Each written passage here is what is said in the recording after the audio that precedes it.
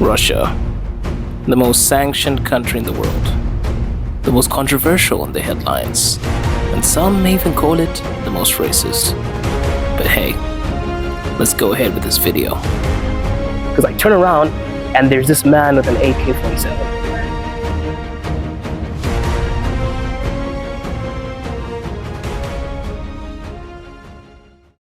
So, why would I, as an African, pack up my bags and move here? Here's what I discovered, so you don't have to. So the media paints Russia in such a grim light.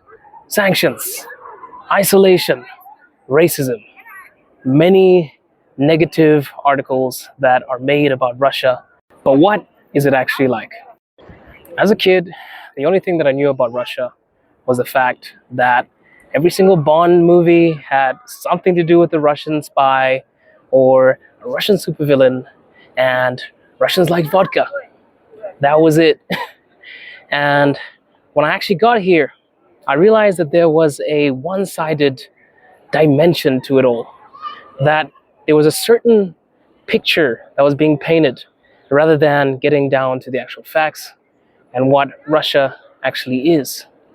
And the media and our textbooks back home.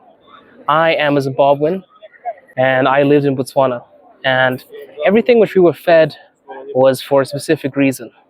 Our textbooks were pretty much littered with specific narratives to always paint Russia as the bad guy. And none of us actually cared to do the research because we only had American media at our disposal. So everything we saw was negative towards Russia. And in turn, we only viewed them for what the media said. And to be honest with you, I would have never moved here if it wasn't for my wife. I moved here for love, and I found a home in the process. But if somebody told me, would you move to Russia? I probably would be thinking like how everybody paints it. Dark, cold, the people are mean, nobody smiles. But I got here and I learned so many things about this country. And in this video today, we're gonna get into the things that you hear in the media and what's actually on the ground. Welcome. Let's start with the sanctions. Russia is the most sanctioned country in the world. Over 20,000 different sanctions are placed on Russia at this moment. And what does that mean? That means so much foreign investment has left the country. That means brands looked at Russia and basically grimaced and moved in a different direction. But a lot of people think that the sanctions damaged Russia to the point that it was crippled, to the point that everything was ruined. But no, in fact, all of these places that were replaced, all of these brands that left, they were replaced by Russian brands. For example, Stars Coffee is the new Starbucks. KFC is the new Rostix. There are so many new brands, which people call doppelganger brands, that have come up, homegrown, and balanced out all of the Western brands that decided to leave. But not only that, the thing about sanctions is that you also have people that virtue signal. So a lot of the brands that left Russia didn't actually leave Russia. Some of them actually stayed, but changed their name. And if you go to some of the stores, they're pretty much selling exactly the same things, but not under the guise of their actual name, so that they won't be prosecuted. The sanctions did hit the Russian economy hard, but not to the extent that people think it did. Things are still mobile. Russia is still cheaper than many of the European countries that claim to be the first world. It is cheaper to live here than in Europe. And I will state that again, 20,000 sanctions, and it is cheaper to live here than Europe. But the main thing, being an African in Russia, many people told me that I would get prosecuted. Many people thought that I would get spat at, I would be chucked out, and I wouldn't be welcomed. But here I stand, and I have encountered some of the most genuine interactions in the past few weeks of living here. I've been here for a year consistently, and I feel like every single time I step out onto the street, I'm encountered by some of the most wholesome moments that I could ever imagine in a country that's not my own. One of the strangest things that happened to me was a few weeks ago. I was walking down the street trying to find the Red Square because I was coming from a different direction that I'm not really accustomed to. A policeman saw me. He screamed, "Hey, bro." And I was like, oh my goodness, am I in trouble? Because I turn around and there's this man with an AK-47. And he's like, "Are you lost?" I'm like, oh man, I'm screwed. But no, he actually told me to come forward. He said, "I can help you. What are you looking for?" And I said, "I'm looking for Red Square." We had such a lovely conversation. And he hugged me with the AK-47 still strapped to his chest. And I remember that the the gun actually brushed my cheek. And just to put that into perspective, a policeman with an AK-47 hugged me, a black man who he just met, and helped him to get to his destination.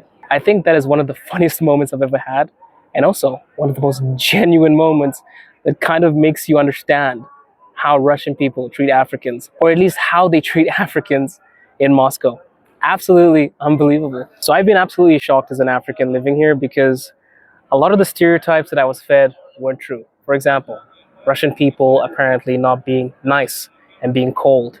Russian people are some of the nicest people I've ever met, bro. They have made me feel so welcome in a country that's not my own. I've been told that Russians don't smile. Not true.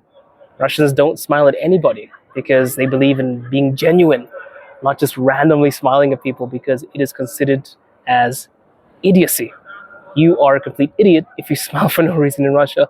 And that really connects people in a genuine way because you know that people are smiling at you for the right reason, not because they're just trying to stomach your presence. And that was something which was really fascinating to me. But in general, life is just normal here. People made it seem like the sanctions really hit Russia to the extent that there was no food on the shelves and it was just a place that people are suffering and everything is just in disarray, but it is completely normal. It feels like nothing happened and the shelves are still full. There is still food in the supermarket and everyone is pretty much doing what they're supposed to be doing and living their lives. But as always, there are challenges. And I've encountered many challenges in Russia too, because no country is perfect. But for me, I guess the main challenge for me right now is learning Russian. It's not easy. I wish somebody warned me before I moved here that Russian is imperative. You have to know Russian here because people don't speak English as much as you may think they do. And if they do, they kind of struggle a bit. So knowing a bit of Russian goes a long way. And I'm still struggling. I'm going to A2. That's the bell ringing in the background. I'm going to A2 very soon, but I'm still struggling. And Russian is not the easiest language in the world. It's not compared to other countries when you can just walk in and speak English and everything's all hunky-dory. You need to know a little bit of Russian. And that has been my greatest challenge here. But I think it is a welcome challenge because it helps you understand that it is imperative to learn the language in a country that's not your own. And of course, the bureaucracy. Russian laws are changing every single day. So you need to keep up to date. You can't just think that, okay, a year ago I got this document and everything was hunky-dory. You need to understand that you need to be always up to date. And things change every single day. I recommend looking at TASS or looking at the official sites on the Russian laws because you might find out something completely new and it might have been something completely different a few days ago. So you need to keep in the loop. And that's something that I found a little bit challenging, but luckily I have a Russian wife that helped me navigate through all these troubles because sometimes you can basically be putting yourself through the ringer, but there's a new law that just popped up that can make your life easier, or there's a new law that popped up that can make your life harder. So the laws, the bureaucracy, it's a very important thing to sort of get past. And there is red tape. It's not just a walk in the park. You have to understand that things need to be looked at in a way that you are always up to date with what you're trying to get done.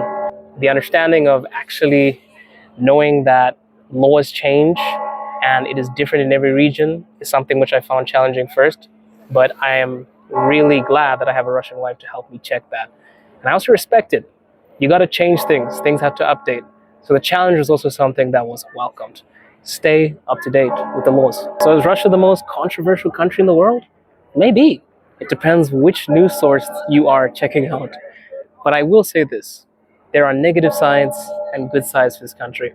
But as an African that is living here and is enjoying his time here, I would say that it is pretty much not what the media wants you to think it is. Come here for yourself, or don't. You could just watch this video and be scared off. Or you can just continue to watch my channel and learn more about a place that you probably might not visit, or you have a chance of visiting. Thank you so much for watching, guys. I'm the Afrolev, and that's the video. Ciao.